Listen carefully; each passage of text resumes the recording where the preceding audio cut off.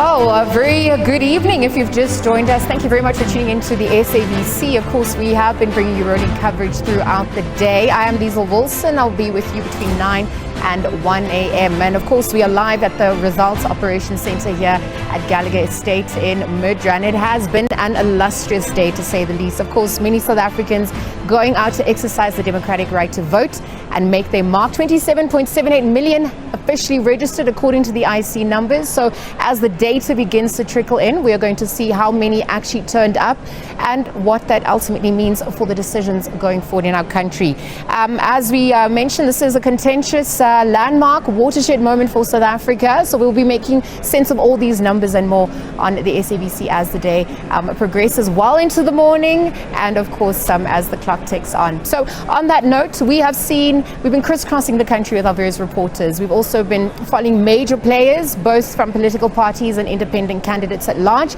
And you've also been interacting with us and sharing your experiences. There have been some challenges that have been noted, but also many positive success stories. So we'll continue to unpack that and more as the evening progresses. For now, though, I'm going to be joined by SABC News international editor Sophie Mokoena. She, of course, has been following some of the antics of the day. We've seen anti-apartheid stalwarts also making their mark. So we're going to get into this discussion with her at this hour. Very good evening, my Sophie. Thanks for joining us at this hour. It's been a long day for you. I mean, I was up this morning. We saw you making sense of the day as it opened.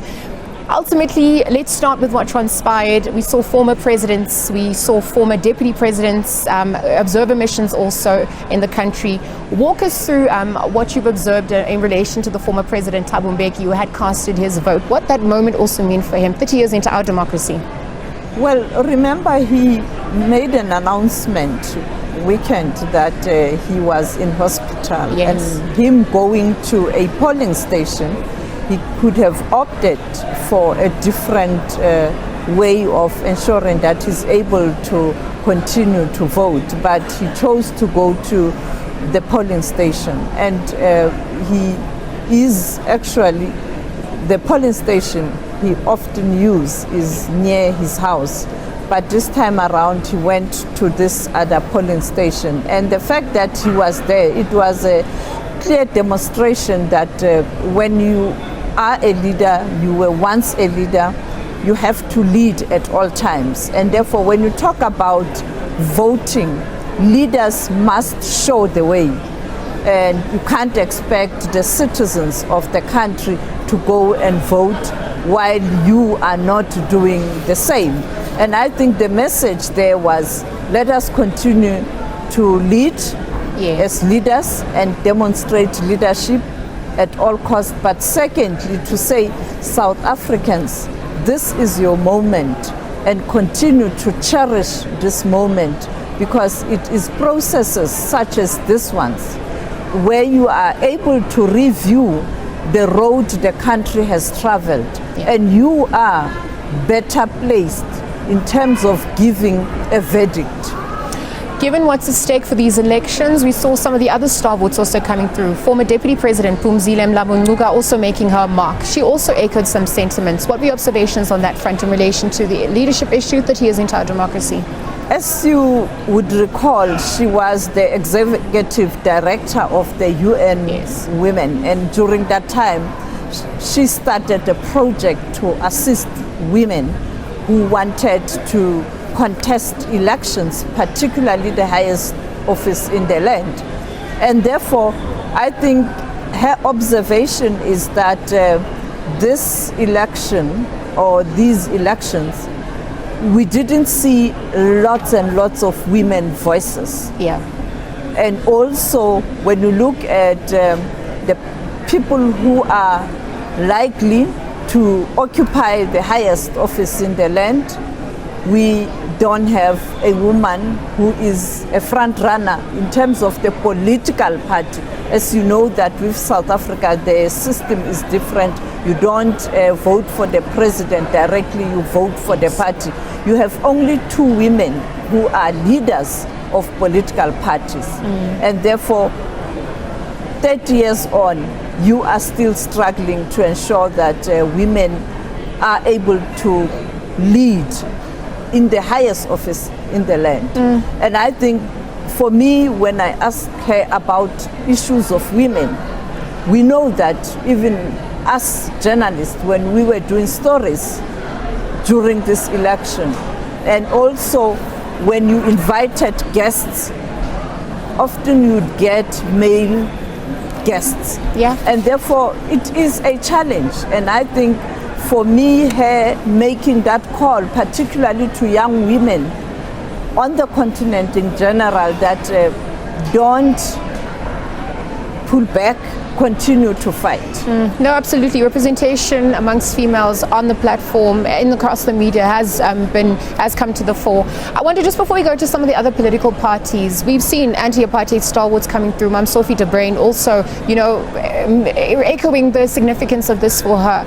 As she reflects back to 1956, where she was part of that struggle march, and how we have, how far we've come as a country. What do you think stood out for you about the emotional sentiment she'd echoed? Well, when she spoke about how her family, her father, was in the voters' roll a long time ago, yes, but the then system removed all other races in the voters' roll who were on the voters' roll, and talking about the struggle they had to endure, and oppression, harassment, and finally her taking a decision that this is enough, I am going to fight. And she said, now 30 years on, her wish is that South Africans will continue to cherish this moment where during elections they do participate. And when you look at the queues, you can see that many people did go out, and they are willing to ensure that they participate in this democratic process that is unfolding. And therefore, particularly young people, yes, there's a voting station near SABC. That voting station, when you go there during elections, you don't find many people. I was shocked today when I saw number of young people who were there.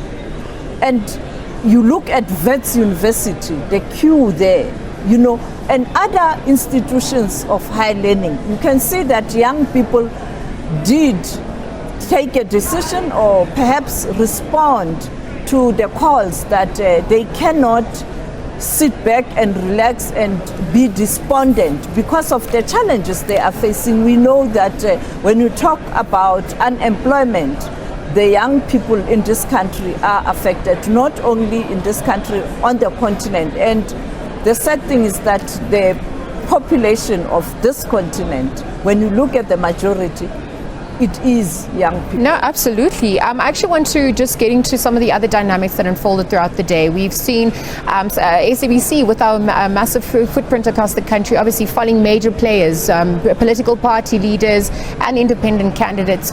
The choice of venue for them to obviously go and vote, some in their hometowns, etc. What are you observing on that front? Extended to the international observers as well. They have been praising the IEC, the work that has been done to date.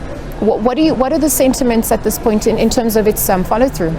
Any party, if you want to perform well, you have to consolidate your base. Yes. And I think the leaders who went back home, that's exactly what they were doing, to ensure that they are able to consolidate their own strong base. And of course, then knowing that you are there, you are with the people. And we saw them. Look at the leader of the opposition. He was in Durban, the second largest party. He was in Limpopo, the IFP in KwaZulu-Natal, and many others. And I think when we spoke to the former South African president, journalists did ask him about issue of security. As we are aware that there were concerns, yes, but it looks like as we speak there's relative peace, and voting did happen under peaceful environment. Now, when you have a leader of a party and a young person, EFF leader in Limpopo, saying that he has traversed all the corners of the country He has communicated the party, what it stands for and the message. And if South Africans don't accept the message, he will accept. At a crucial time where everyone in the country is looking at ensuring that there's peace after elections and the country will return to normalcy.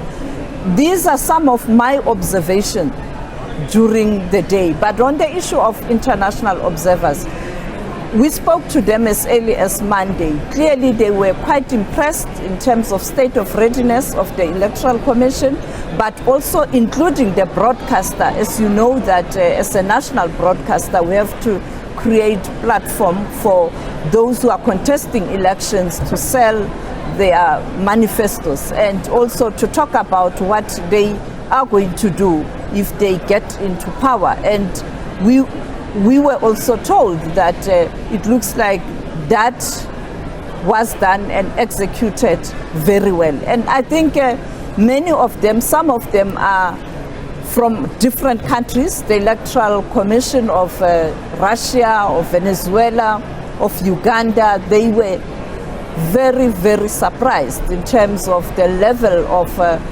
preparations, but also the logistics, the Electoral Commission, including the broadcaster and generally the public.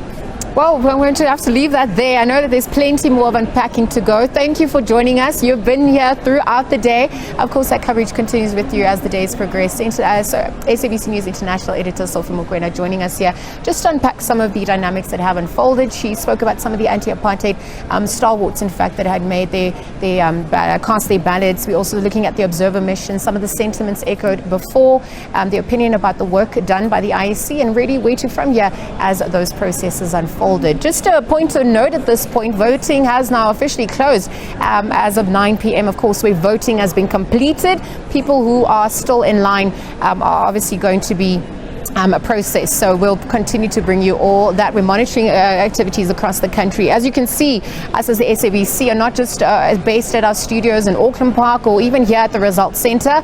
We are crisscrossing across the country, our presenters at the right places, following the major players.